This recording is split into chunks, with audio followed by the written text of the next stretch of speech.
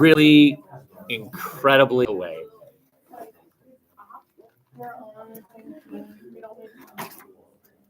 We're inching our way. We're almost there. But of course, your master's at this now, so unit exam. Thank you.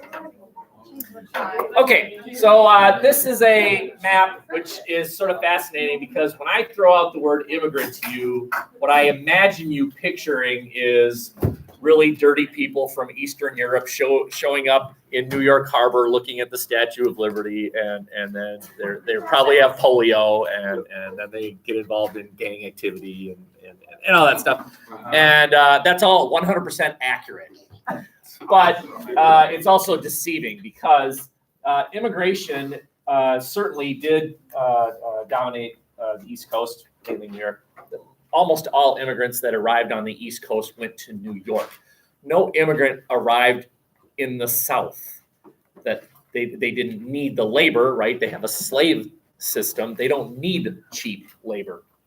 The cheap labor was in the North. So, all these arrows coming from Europe to the East Coast, that's true. But you also have immigrants coming to San Francisco. There was an Ellis Island, San Francisco version. When I throw out Ellis Island, by the way, does anyone not know what I'm talking about? Which is okay. There's this one island in New York. You can see the Statue of Liberty. It's where all the immigrants showed up and they were processed. They named and they were given shots and they were given tests. And if they were sick, they were put away. That they were held in isolation for a number of weeks. Okay, you're clear. Okay, now you can go. There was also an island in San Francisco Bay called Angel Island, where the immigrants were processed. But this map also shows immigration from places like Cuba, Canada, Central and South America. So immigration is a big deal. These numbers are really sort of fascinating. If you can't read it, that's okay. Number of immigrants from 1860 to 1910. So from 1860 to 1910, that's 50 years. How many people came to the United States from various countries? From Europe, 43 million. 43 million over the course of 50 years. That's not quite a million per year. And of course, they're going to bring with them their culture, their religion, their language, their music, their food. From Asia, 600,000. So many more times, in the ballpark of 100 times more immigrants from Europe than from Asia. Today, by the way, does anyone happen to know, are the number one country, more people come to the U.S. from this country than any other country right now? China. Mexico. Mexico is correct. Mexico. Okay. Why? Why did they leave Europe? Why was Europe just not the place to be? Why did 43 million people leave Europe over the course of 50 years? Two reasons that I'm throwing out there. It's crowded. Europe is relatively small. Europe would fit in the United States east of the Mississippi River. It's a crowded nation. It's also sick. What I mean literally sick. People were sick. Crops got sick. Crops got diseases. You've heard of the Irish potato famine. The potato famine, of course, I've said this before. The potato famine happened all over Europe. It's just the Irish didn't plant anything else. Other people planted other things like lettuce and stuff, But nope, the Irish, they planted potatoes and then they planted more potatoes. Well, if you have a potato famine, you're in trouble. And so lots and lots of Irish. In fact, let's just throw it out here. How many of you are Irish? A lot of Irish moved to this. You've seen that word before. What does it mean? Doesn't that mean it's like the fortune? The oldest, the firstborn, right? So in Europe, they have this tradition. If you were the firstborn, you were handed the inheritance. Well, if you're second, third, fourth, fifth, sixth born, good luck. Well, come to America, right? The opportunities abound here, okay? So specifically, we're looking at a couple groups here. Any of you raise your hand that you were Irish? Potato famine meant. Do you remember in world history, or maybe it was civics? Those of you who took civics. Do you remember exit and entrance reasons? Why did you leave versus why did you arrive? Why did they leave Europe?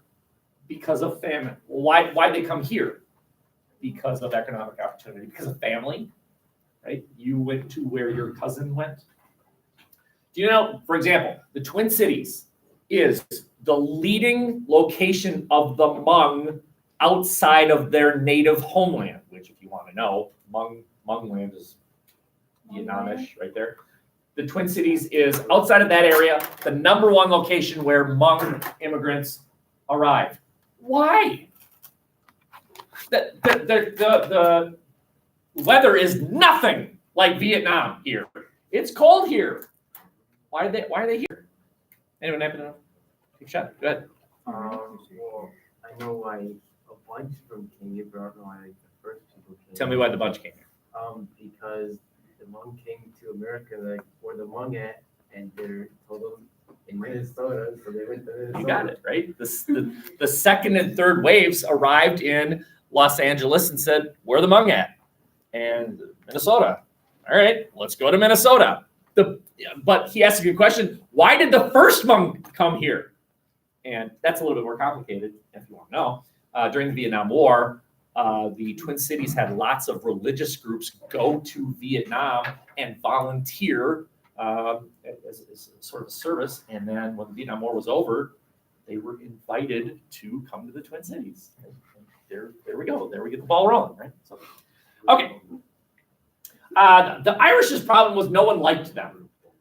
They were very, very low on the totem pole, so to speak. The Irish were Catholic, and they were looked down upon by everyone else. In fact, they competed with free African Americans in northern cities. Right? There's no slavery in the north, but wow, if you were an employer and you had a black guy and an Irish guy, you sat there for like, oh, God, ew and ew, right? So the Irish were really, really low. And that is why many Irish liked the idea of slavery.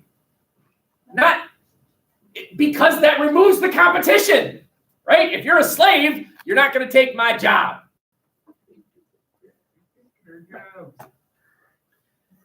They took their jobs. They took their jobs.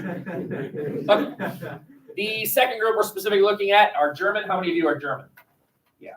A lot of Germans moved to Milwaukee, this area. Similar reasons. Okay. Well, why? Well, one is war. Germany became a country in 1848. A lot of war there. And what did they bring with them? Their culture. Here's a cultural stereotype. Irish people like to drink. Here's a German stereotype. German people like to drink. So they're bringing with them their culture, their alcohol, and people don't like them. And so think about where this is leading. Ew, here come the Irish, and they're bringing with them their alcohol. We don't like Irish. Let's outlaw alcohol.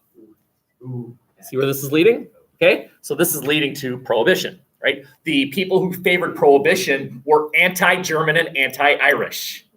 And in their mind, this is a way of preventing the Germans and the Irish from moving here. Let's outlaw alcohol. They won't want to come to. Okay. Those people that were of Germans and Irish, and also eventually led to prohibition, were called nativists. They were called nativists. They consider themselves, think of the irony here, Native American. They're the new Native American, right? They're the ones whose ancestors moved to America when America was a bunch of colonies, right? That was they called themselves the first wave. Of course, they're not the first wave. They're the second wave. The Native Americans are the first wave, okay, but they don't count. The first wave, right? Your English and your French and your white people, real white people, not pasty white like Irish, okay? Real white people, good Christian white people, not Catholic, ew. And here come the second wave. Germans, Irish, God, Eastern European, gah! As the guy says in Princess Bride, gah! Best line in that movie. Gah! Love that line. Okay. Questions? So we're sort of setting the table for things that will happen right around the year 1900, 1910, immigration restriction, alcohol prohibition, et cetera, et cetera. But it was all because you, immigrants, you. That is nothing.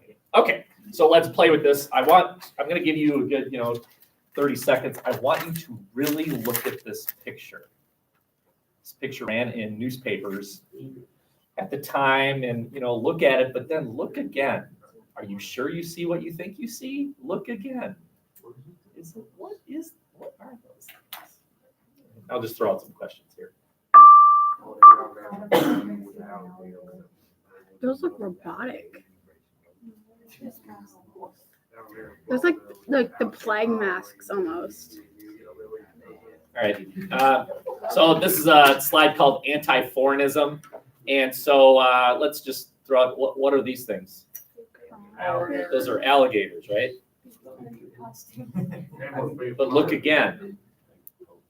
I mean, yes, they're supposed to look like alligators crawling out of the depths of the sea, right? Fine, crocodiles. They're Catholics. These are Catholics. They're supposed to look like popes. Oh, right? There's the funny hat. Okay, Catholics were called at the time papists. You're not loyal to Jesus or Christianity. You're loyal to Pope, some funny Italian who talks a like this and wears a funny hat and lives in a Rome. Well, are you American or are you loyal to a person who lives in Rome? That was one reason why people are anti-Catholic. The sense that you weren't a true American. You were loyal to a funny talking foreigner who probably was named Luigi, right? Okay. Anyone know what building this is? Is that the White House? It's not the White House. It's the capital of the Catholic Church. That's St. Peter's Basilica, right? So it's there in the background. Okay, and look at the brave white guy protecting the children from the evil Catholics, the papists, who are going to come and eat your children. Yes, but he's white. He's white.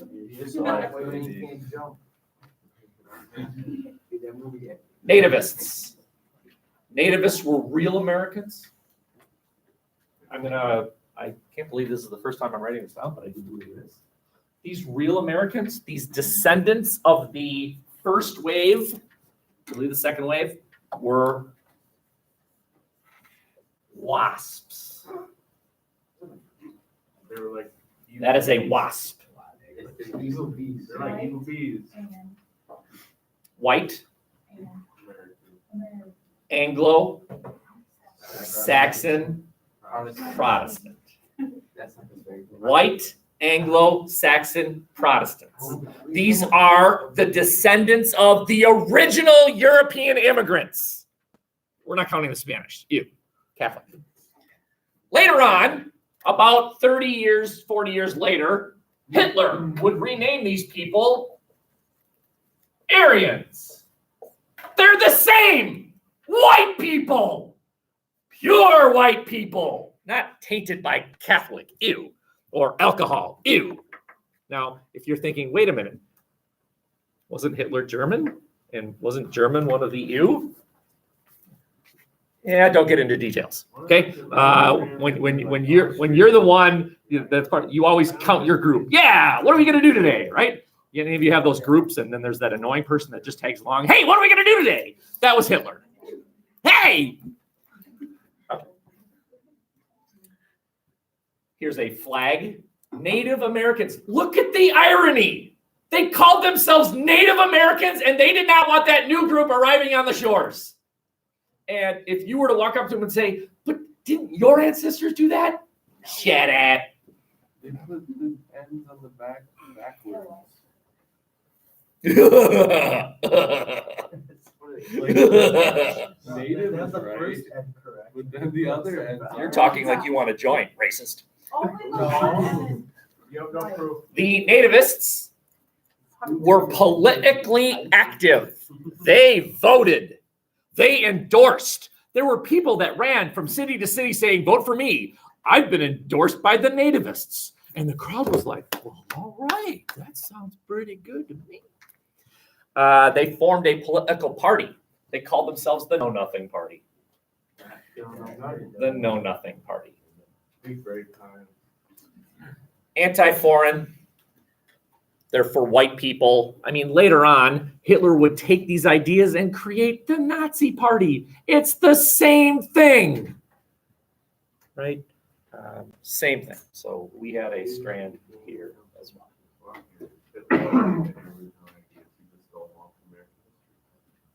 Hitler was a very good American history student. Okay, very good. Ready? Solve that problem though. And advance? Well, I guess I will advance because I am. Okay. Sort of a smorgasbord of topics here, but here we go. I'm throwing out the word Industrial Revolution. Do you know what that means? That was when some guy in England created the cotton. That's part of it. Yep. Okay. Any other thoughts? She just said it started in England, I think, and you said they invented the cotton mill. Yeah, it was Something like that. Go ahead. Eli Whitney. Wasn't the steam engine invented? Steam. That has a lot to do with it. Eli Steam. Whitney. Eli Eli Whitney. Very good. Basically just an age of like crazy technological advancement. Okay. Better Very much has to do with factories? technology. Yes. About when? Ballpark? Do we have a like? There are some years you should just kind of know. Okay, that's 1840s. 1750 is the acknowledged beginning of the Industrial Revolution in England. This is what used to exist. That's water power. You make the water drip into the wheel turns this thing. This thing is attached to your machines, which are over there. The machines are now powered, and now you can sew, or you can run the machine that makes whatever it is you're making, textiles, probably clothing, okay? And this is wonderful and slow, and it was replaced by that. That is a steam engine. Put some wheels on it, you now have a train. A train is a steam engine with wheels. That's all it is, okay? Steam is very, very powerful, okay? As a matter of fact, we still use steam power today. A nuclear power plant.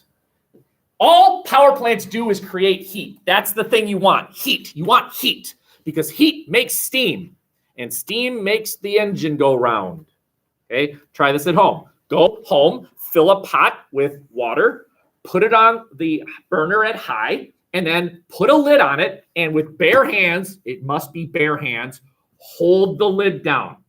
Set the timer for 10 minutes, see how long you last. Do not wear gloves and cheat. You will lose. You will lose because the steam will come out somehow. Sorry? Yes, but you need to show me the evidence tomorrow. Burned hands. Okay. We sue you if it's bad enough burns. Stew me? Why would you want to stew me? Get rid of you. I saw you making fun of some word I misspoke today. I'm making fun of you. Okay. Hey.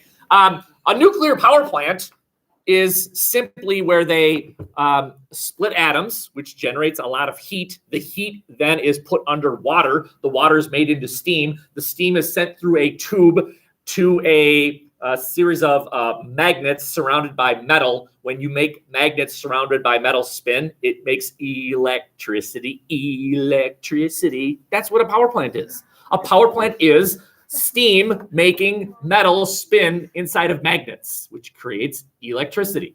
Okay, it's the same thing. You got to make heat. Well, how do you make heat? Well, you shovel coal into a fire, which makes it pretty hot. And so that you put water above that, and it makes heat, which makes it's spinny, and you make the wheel spin. Okay, it's fascinating. This is the reason why I said this before. This is the reason why states are shaped like squares out west. You don't need to follow rivers anymore. And if you notice, any of you have been drive out west, if you notice that towns are located about every 30 miles out west, every 30 miles. And now you know why. Because a train would run out of water every 30 miles. They'd run out of water. So they'd replenish with water 30 miles later. And then they'd go another 30 miles, they'd get more water. And then every once in a while, they'd run out of coal. So they needed coal every once in a while. I'm not sure how many miles that was. Okay, so this replaced that.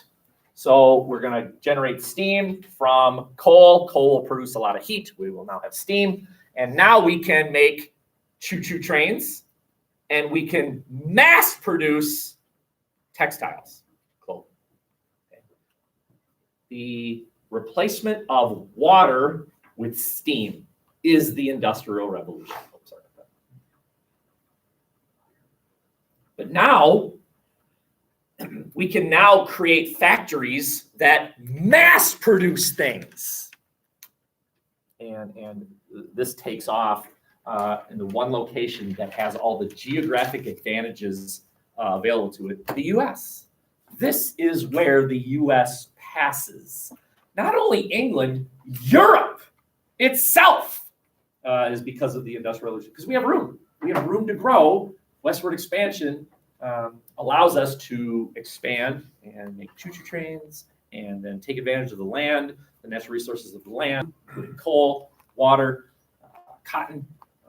You're looking at why the South held on to slavery so long, because you need cotton to make clothing. Well, we're going to grow the cotton down south.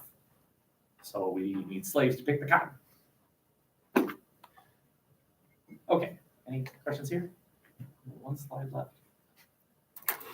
So you'll be proud of me. I made this last night. Okay, so here we are. We're looking at the United States.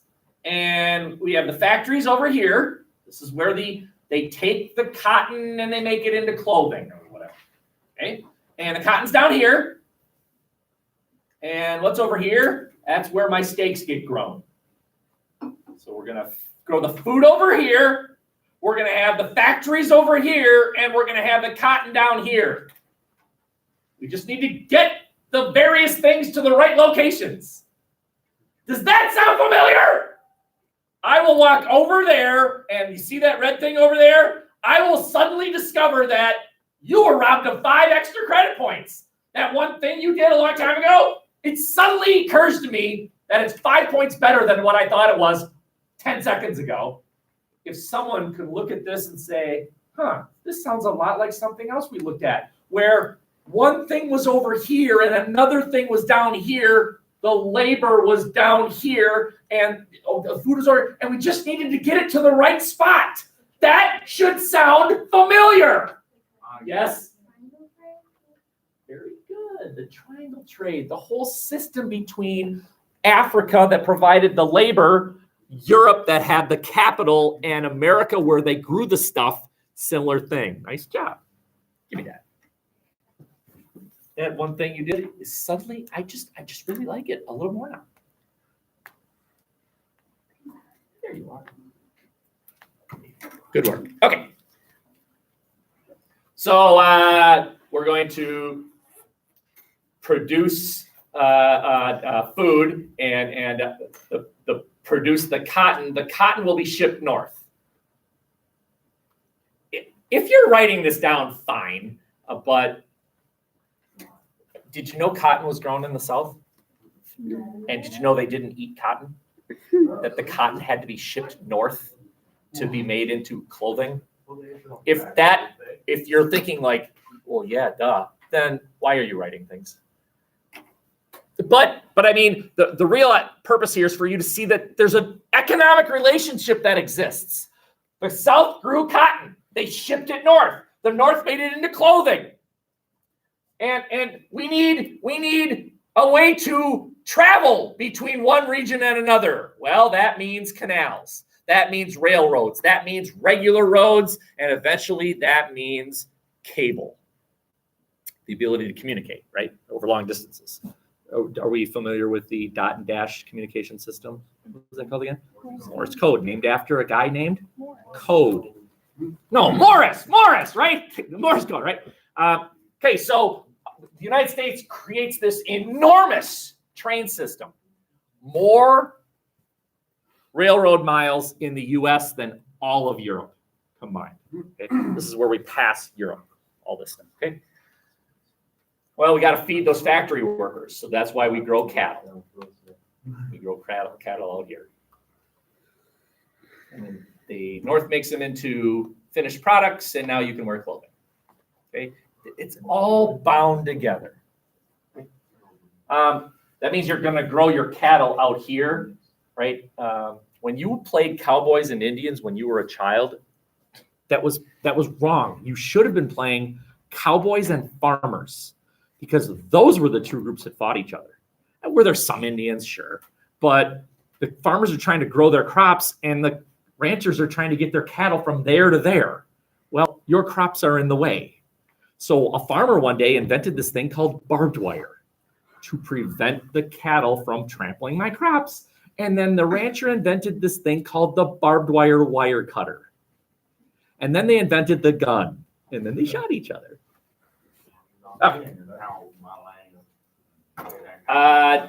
You know, when I made this, I was super proud of myself, and now it looks awful. It just looks confusing.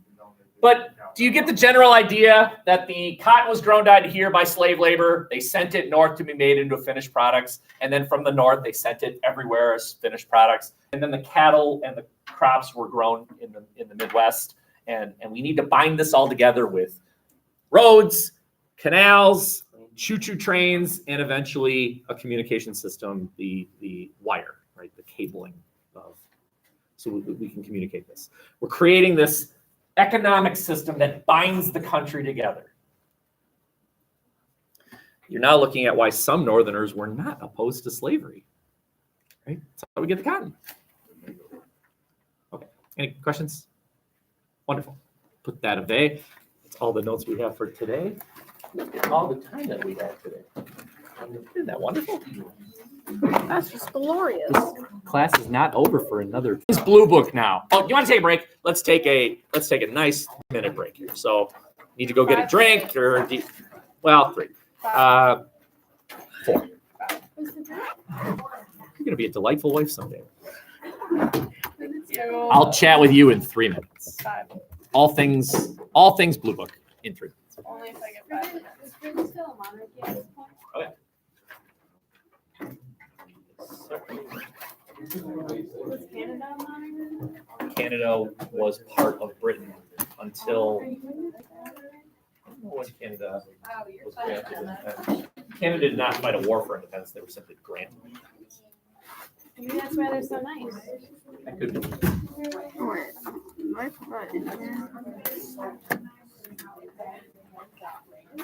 I probably guess many Canadians are nice in some. Is everyone in the South married to their cousin? Yes, I believe that's true. Actually, Canada was made, they signed a pact where all of the evil in Canada was turned into a new species called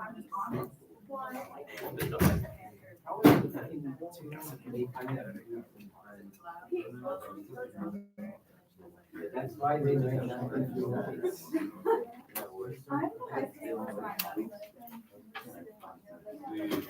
The world might not like that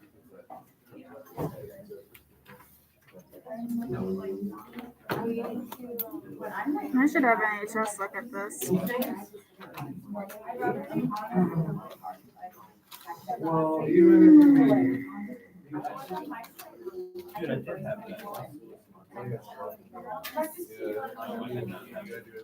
if I don't like someone, I'll still keep them.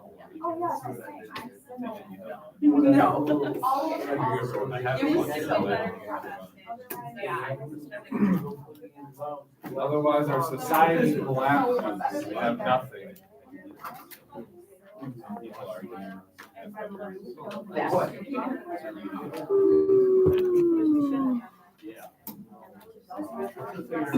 I'm taking a nap.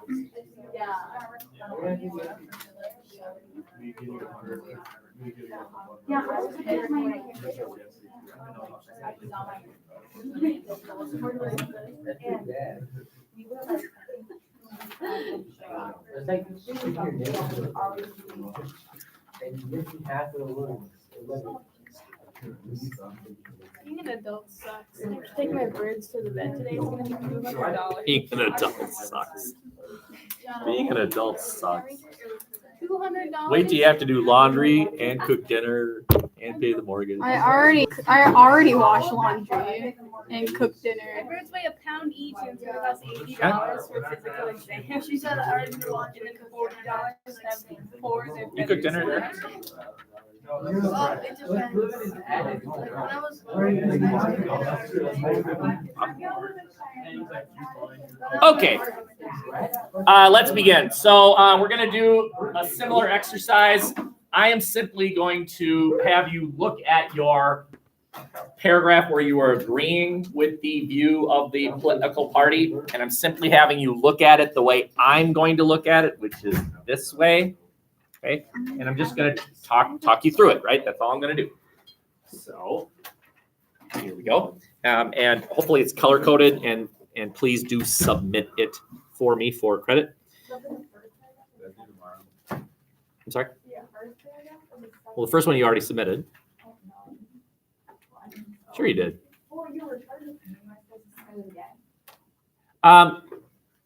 Yes. So apparently my instructions were not clear, but I did send you a little note when I returned it saying, please just attach this paragraph to your new paragraph and then submit it again as the second for the second assignment on Classroom. I mean, if you didn't, that's fine. I'll figure it out. Okay. All right. So you're looking right now at the paragraph where you are agreeing with the view of the political party. Please now look at your topic sentence. It should read something like this. Political party argued that X, whatever X is. So for example, I mean, there's 6 possibilities here, right? I'll just start over here. This is where I must stand when I'm talking about taxes. Okay, so if you agree with the Federalists, you would say Federalists correctly argued that taxes were beneficial. Or Democratic Republicans correctly argued that taxes were often harmful.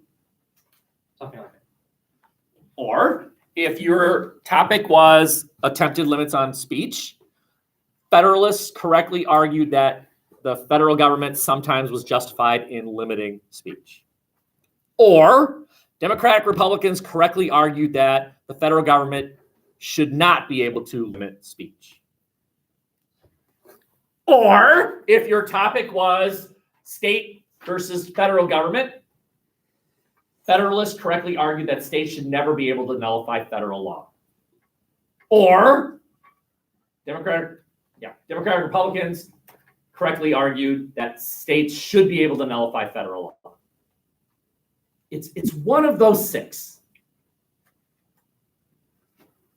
Hooray, happy, joy. We're good to go. Okay. So now you got to prove it. You have to prove that that party had that view. So this is where you're referring to document evidence. Here's where I'm meeting. Sorry for the interruption. Hannah Siebert Whaley to the office, please. Hannah Siebert Whaley to the office. Here's where I'm meeting for the first time. Hamilton, Jefferson, Allen, Hay, Hamilton, Jefferson. And this is where you're simply arguing what they said based on the document evidence. Okay? This might take you a sentence or 2 or 3. Make sure you're footnoting. Okay? So I'm allowing you to just kind of look at that. 2 thumbs up. If not, fix it. Fix it. That's what we're doing. Okay? I'll talk in a minute. All I'm doing is going down this list.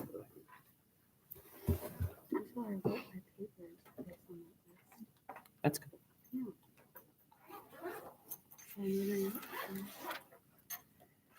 The next thing you need to do is prove it. Prove that this view had validity with some sort of historical example, something that showed, see, they're right. So it's going to be you referencing the Whiskey Rebellion, or you're synthesizing how the Americans rebelled against British taxes. Awesome. Or if you're agreeing with Hamilton's point of view of taxes, you're talking about the creation of the tariff system, which helped pay for the national road or the choo-choo trains that, the federal government basically paid for the development of trains and roads. Right? That was a federally funded thing. Where'd they get the money? Taxes. Okay, so that's what you're talking about. Over here, if you're talking about government attempts to limit speech, you're talking about the Sedition Act as either an attempt to prevent dangerous speech, okay, and defending it, or the Sedition Act as a dangerous thing that was an attempt to violate the First Amendment. And your challenge there is you have to find a piece of evidence that is dangerous speech, that was truly dangerous. You could use the French Revolution. That happened at the time, right? All these people advocating for the overthrow, it leads to 60, 70,000 people losing their heads. Well, that's not good. That's bad. Chaos. Unlimited speech leads to chaos is the conclusion of the French Revolution. But here again, you could synthesize. And I invited you to look, pick any war the U.S. has ever been in. There's probably a law that was an attempt to limit speech. Abraham Lincoln had thousands of people jailed during the Civil War? Abraham Lincoln, the guy who freed the slaves, is also the guy that had people jailed. And what did they do? What were they guilty of? Criticizing him during the war. They're like, no. Not during a war. Okay. During World War I. In fact, I think it was called the Sedition Act. There was a Sedition Act of 1917 or something like that. Okay. Well, that was an attempt to silence critics who said the U.S. should not have been involved in World War I. 1918. Okay, very good. All right. Great example of synthesis. Okay. Or your example is the Kentucky and Virginia resolutions, the attempt to nullify federal law. Okay. Or you could synthesize. You could talk about California today attempting to nullify the limits on gas mileage that they're engaged in now. You could talk about Colorado legalizing hooch, even though it's illegal in the nation.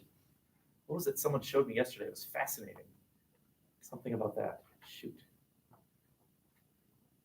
I can't remember. Okay. Synthesis, great. Okay, you're using it as proof. And you're throwing your 2 cents in here. Yep, this was justified. This was right. This was the right way to go. Your 2 cents is analysis. Okay. And then, so you can skip 5, right? You're not refuting anything. So 5's out. And then, are you synthesizing? If you synthesized in your previous paragraph, you do not need to synthesize here. You can. You always can. You can synthesize in every paragraph for all I care. That's great. Synthesis is always a good idea. It's a way of clarifying an argument. This is just like this. It's awesome. Okay. How are we doing? Just another A+ paragraph? Kicking butt, taking names? Okay. Would anyone appreciate me giving you kind of a few minutes to tweak? Or are we ready to start thinking about your first paragraph?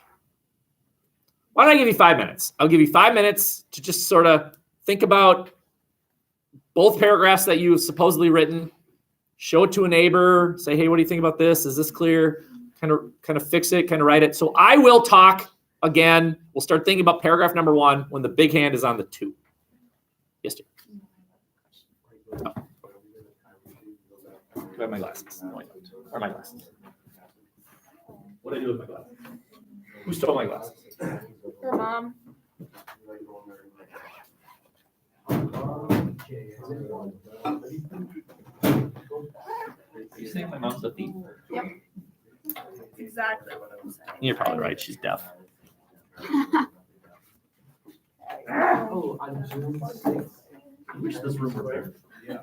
Okay, so The Wednesday day on Chinese Square.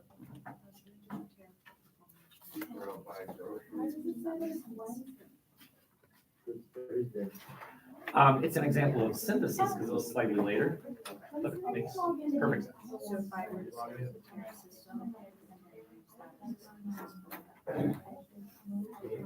Sorry, you lost me. Right. Sure, definitely. Oh, great idea. The American system. Yeah.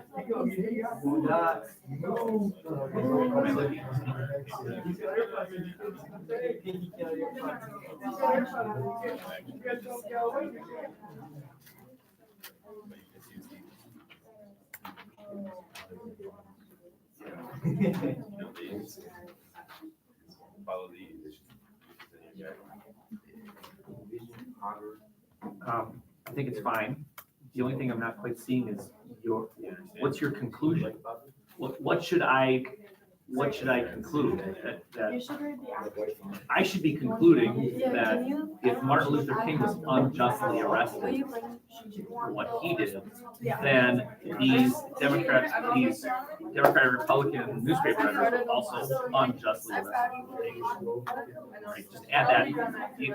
Add that one more thing that says, here's the conclusion that I want you to reach about. We watched all these. These ones are pretty good. You know what it smells? Cheerios. Cheerios. Cheerios.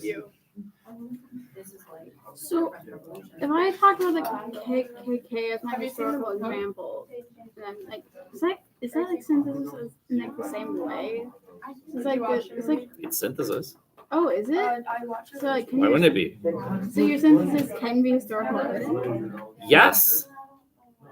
Huh. Yes. Attempts to limit the speech of the KKK because they were seen as a terrorist organization.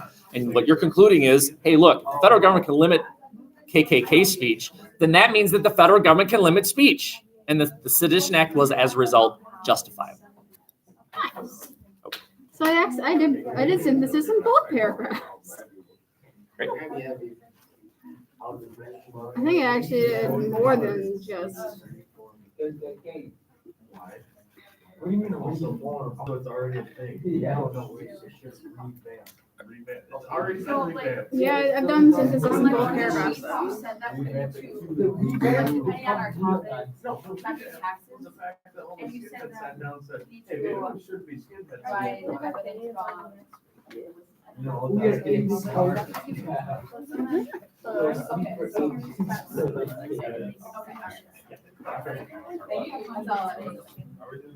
You secretly think that? Yeah. I think most people believe that. By the way, this reminds me, if you have this sheet, you should have 3 of these. There's a lot of good stuff on here. Lots of examples of historical evidence that you are free to use. That's why I made these things. So if you're stuck, my suggestion is look at the sheet with the correct topic heading. Sedition Act, that was a mistake. I should have called this attempts to limit speech. But anyway, there's a lot of good stuff here.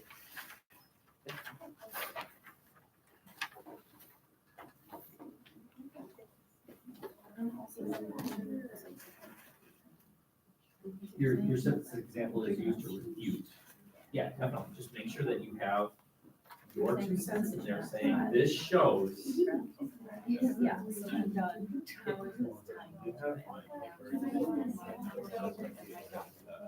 know what also good? Cannibalism. Solves world hunger and overcrowding. And hard to mention because cows lose out a lot of methane. So we got to keep our cows free. Yeah. No,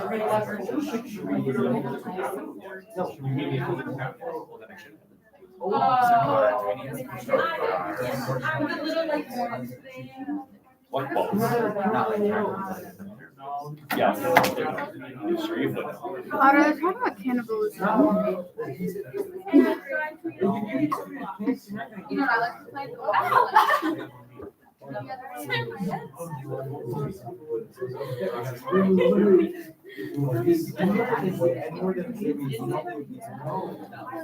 Okay, let's make a thesis. No. Don't stop on my computer.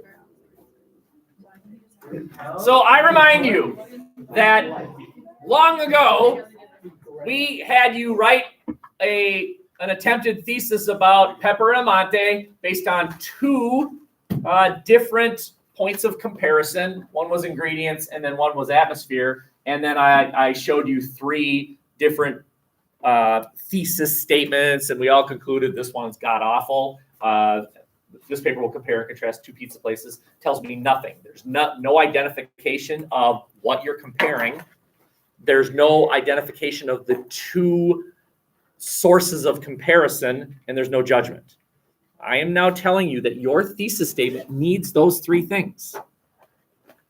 You want me to repeat that? I need to see what you're comparing. That's one thing. You're comparing one thing.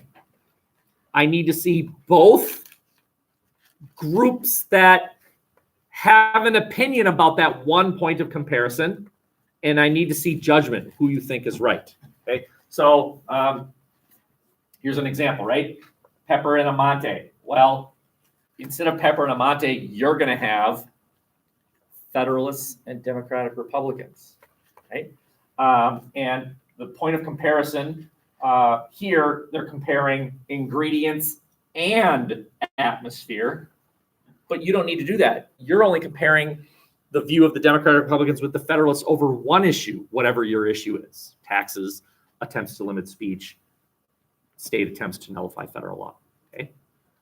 And then I need a winner. I need you in the thesis statement to make a winner, to choose a winner. Okay. So my challenge to you now is, can you create that thesis statement? It will sound something like this.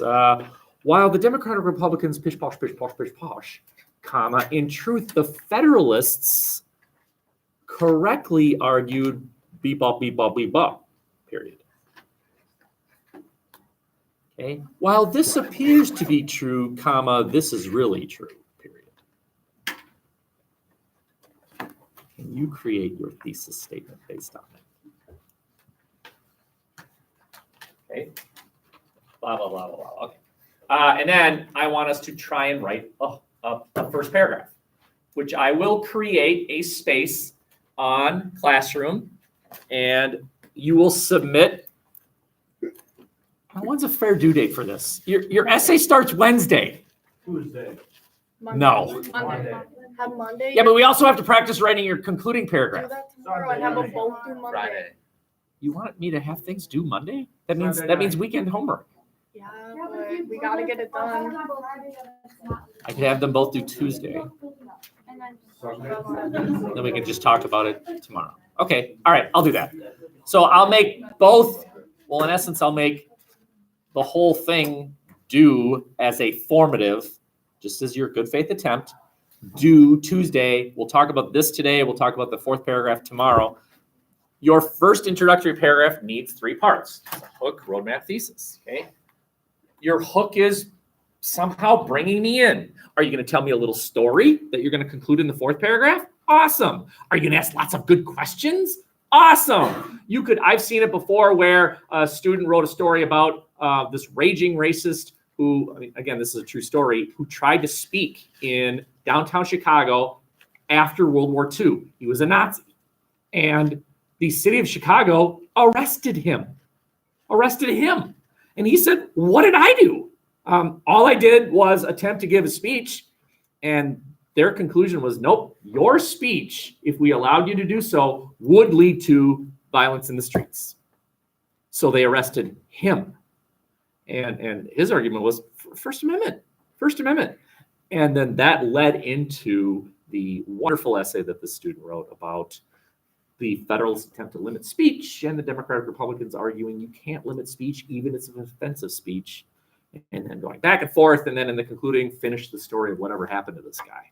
I can't even remember what even happened to this guy, okay? That could be a wonderful hook. You start the story, you tease it, you make the arguments, and then in your concluding paragraph, you sort of wrap it up. Awesome. Or you ask, if you're stuck with hook, just ask the question. Just there's your hook. Should states ever be able to nullify federal law? There's your hook. If you're stuck. Should our taxes always beneficial? There's your hook. If you're stuck, just ask the question. You can always come back and tweak it later. Okay? And then that's your hook. The roadmap is where you're giving both points of view. Now, if this were a 2-issue essay, there would be 4 points of view. Federalist review of issue number 1, Democratic view of issue number 1. Federalist view of issue number 2, Democratic review, Republican view of issue number 2. But I, through the kindness of my heart, eliminated one of those topics. So you only have one issue. You have the Democratic Republican view of whatever issue you've chosen and the Federalist view of whatever issue you've chosen, right? That's it. Just tell me what the Democratic Republicans think and tell me what the Federalists think. They each get their own sentence. And then the thesis is where you have both parties, the issue, and judgment. Okay. How are we doing? Do you want to cry? Yeah. Really? What I'm hoping, maybe you're not quite there yet, but I'm telling you, by early May, scoop of chocolate, scoop of vanilla. What's next, Potter? Come on, let's go. Oh, you've challenged me. We're dumber than you think. Okay, I don't want to take any more of your time. Just walk in the door Tuesday with this paragraph. I wish it were tomorrow. No, sorry.